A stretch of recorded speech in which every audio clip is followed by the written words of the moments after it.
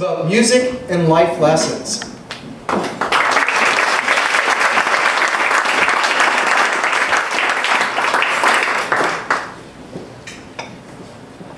Music is my only friend.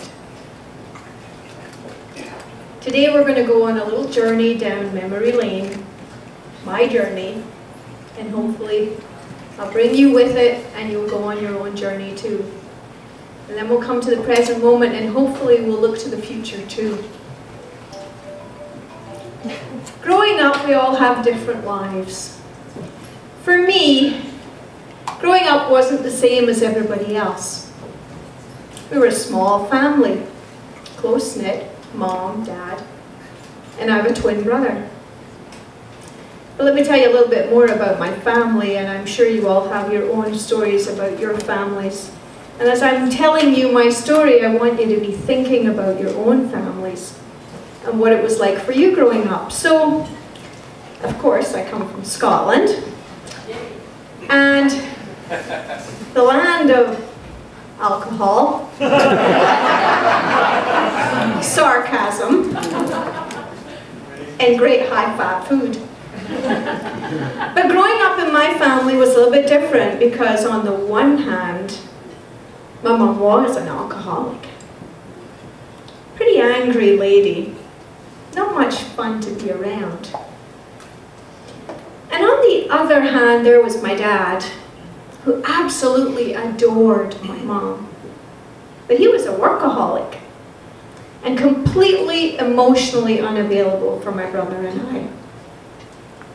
So it wasn't much fun growing up in this family, and I learned pretty fast how to live in this family. There were rules. And I just saw the other day on Facebook a sheet of paper that said all the different rules, and many of them hit home, and I'm sure as I say them, some of them will hit home for you too. The children should be seen and not heard. Do as I say, not as I do. That was the kind of family that I grew up in. But when I was around 7 years old, I discovered music. And music became my friend. What was your friend when you were growing up? So let me tell you about how music was my friend. So in our house, there was a front room which was called the lounge. And in the lounge, that was where there was the nice white carpet and the good furniture, and the kids did not go in that room. And if you wanted in that room, when the mom and the dad and all the other people were there, you had to knock on the door and make sure that it was pretty darn important that you were interrupting them. But on a Sunday, I got to go into this room because that's where the record player was. You know, y'all remember record players? But they're coming back, I see that now. So I got to go into the lounge where the record player was, and the favorite music that I loved to listen to was The Sound of Music. So I would go in there with my hairbrush, or a pen, or a wooden spoon. I didn't really care what my mic was. But I would go in there and I knew all the songs and all the words, and I would sing, "Climb every mountain," or Edelweiss.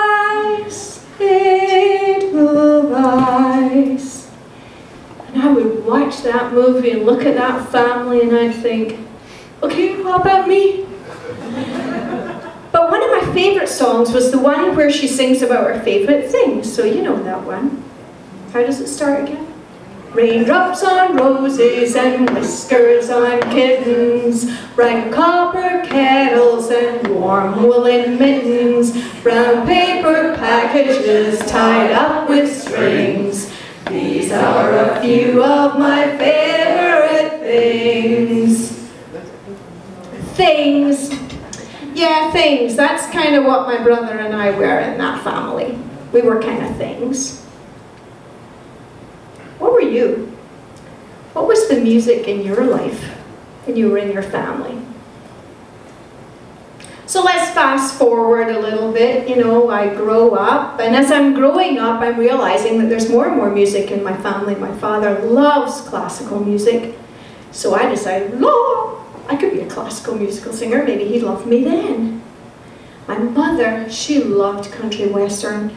Down, down, down, maybe I could be a country western singer. Maybe she'd love me then. But it didn't work out that way. Discovered down the road that, you know, I needed to love me. So I left home at 17. First man I met is the man I married. Came to Canada, got a job, became a mom, had 2 little girls. And I transported that escape reality from the lounge into my own home with my 2 daughters. And when they were small, they would love to listen to the music. No, I didn't force them to listen to the sound of music. But I did let them to listen to some more stuff that was a little bit more hip. And we would listen to this music and we would dance and sing and just have a great time. So where's the music in your life? What do you do? Did you bring it with you from childhood? Have you started something new? Now, when I was growing up, unbeknownst to me, I was a nerd. But you can clearly see I am not a nerd anymore. But I was a very different person when I was growing up, you know. So music was my friend, and I brought that music with me. And now in my family, my kids are almost 15 and 17. They don't want to dance with mom anymore. In fact, they don't want mom dancing at all. Too embarrassing. But for me, music is still such a passion. And when I was 40, I know that you're going to find that so hard to believe because I still look 29. But when I was 40, I had made some friends by then. And some of my girlfriends bought me some singing lessons. So for 4 years, I took classical singing lessons. I know you're thinking it really didn't do it any good. but I just had a blast. I had a blast with those singing lessons. And I don't care that I'm not a professional. And I don't care that if I never sing on stage again and today is my only shot, but I know it's not gonna be. Because I'm a professional speaker and I'm gonna make a lot of money doing this. So, think about your life. What's the music in your life? Music was my only friend. But now it's one of many of my friends. So as we come to the present moment, what do you do that fills you with passion? What do you do where you think to yourself, oh yeah, this weekend I get to do this? What do you do when you think, I get to spend time with these people? What really fills you up and gives you joy? Because for me, it's music, and my kids know now when they hear Andrea Bocelli, that means mom's cooking. He's my cooking music, but when my kids were little, they called him Andrea Boob Jelly. And they still call him Andrea Boob Jelly. So I use music in so many different ways in my car. When I want to relax, I listen to Michael Bublé. When I want to dance, I listen to Whitney Houston. What kinds of different things do you do? So as we go and we look at the future of our lives and what we're going to do to make ourselves feel real joy, if there's one thing I want you to take away from tonight is, what is the music in your life? And how do you bring that passion in every day, even in a small way? And think about that and take, as we're all telling you tonight, to do it and to do it now.